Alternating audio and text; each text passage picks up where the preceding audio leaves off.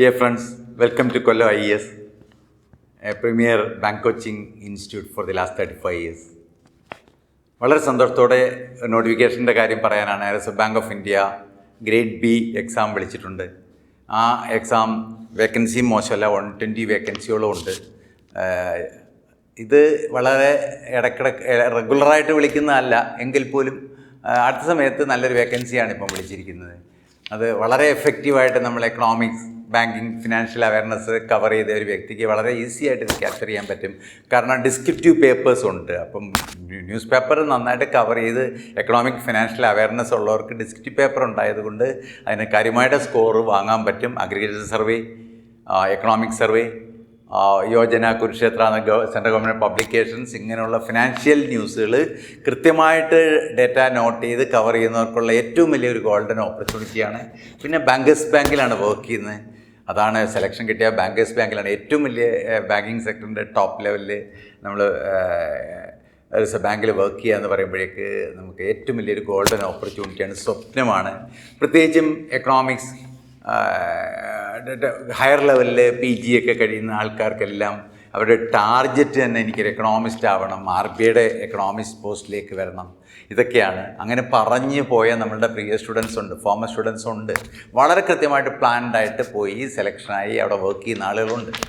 അത് നന്നായിട്ട് പ്രിപ്പയർ ചെയ്ത് ആ ഒരു മൈൻഡ് സെറ്റ് ഉള്ളവർക്ക് തീർച്ചയായിട്ടും ഇത് നല്ലൊരു പ്രോഗ്രാമാണ്. ഇതിന് വളരെ പ്രധാനമായിട്ട് നമ്മൾ സാധാരണ കാറ്റഗറി 83 തന്നെ വിളിച്ചിട്ടുണ്ട്, ഓഫീസേഴ്സ് ജനറൽ കാറ്റഗറി. പിന്നെ അത് കൂടാതെ അവിടെ തന്നെ സ്പെഷ്യൽ ഗ്രേഡുകളുണ്ട്. അത് തന്നെ DEPR, economic and policy research ഉണ്ട്.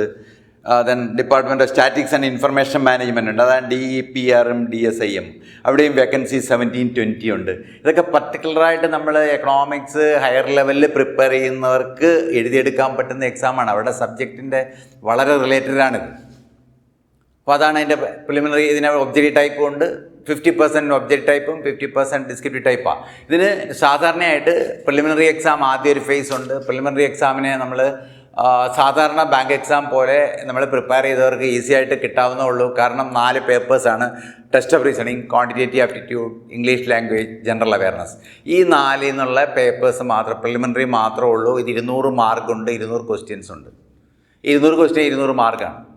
അപ്പോൾ ഇത് വളരെ ഈസി ആയിട്ട് ക്വാളിഫൈ ചെയ്ത് കഴിഞ്ഞാലാണ് നിങ്ങളുടെ റിയൽ ആയിട്ടുള്ള ഡിസ്ക്രിപ്റ്റീവ് രണ്ടാമത്തെ പാർട്ടും ഫേസും ഡിസ്ക്രിപ്റ്റീവ് ഒബ്ജക്റ്റീവ് ചേർന്നുള്ളതാണ്. അതാണ് അതിൻ്റെ പ്രത്യേകത.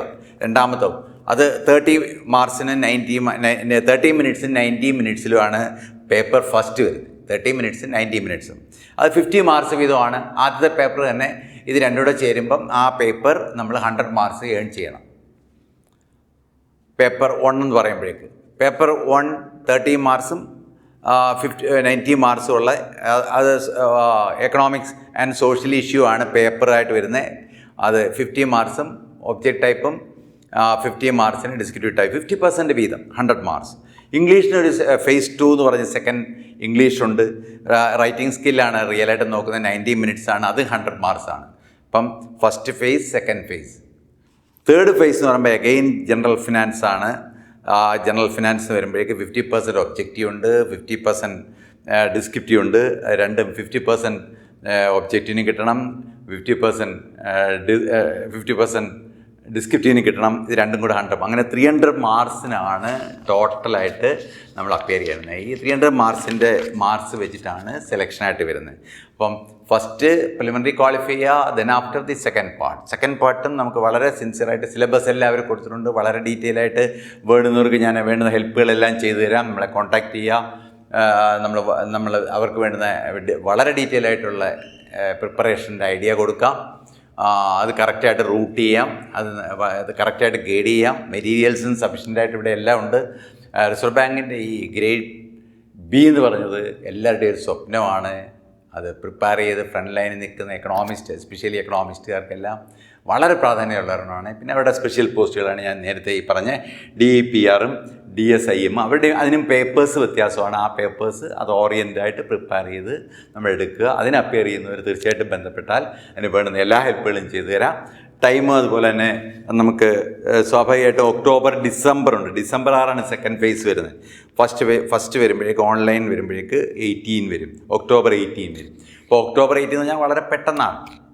അപ്ലൈ ചെയ്യുമ്പോൾ തന്നെ പ്രിലിമിനറി പ്രിപ്പയർ ചെയ്യുന്നവർക്കുള്ളൊരു അഡ്വാൻറ്റേജാണ്. അവർക്ക് പ്രിപ്പയർ ചെയ്തുകൊണ്ടിരിക്കുന്നവർക്ക് പ്രിലിമിനറി ഒരു പ്രശ്നമേ അല്ല. ഒപ്പം തന്നെ നമുക്ക് നവംബർ ഡിസംബർ 2 മാസം കൊണ്ട് ബാക്കിയുള്ളതും കൂടെ ഒന്ന് റെഫർ ചെയ്ത് വളരെ ഡീറ്റെയിൽ ആയിട്ടൊന്ന് കവർ ചെയ്ത് കൺസോൾട്ടേറ്റ് ചെയ്ത് എടുത്താൽ നമുക്ക് ഈ പറയുന്ന ഏറ്റവും വലിയ പോസ്റ്റ് ബാങ്കേഴ്സ് ബാങ്കിൽ നമുക്ക് വർക്ക് ചെയ്യാം. Definitely that all the best that for those who are highly interested to appear these exams. Okay, thank you.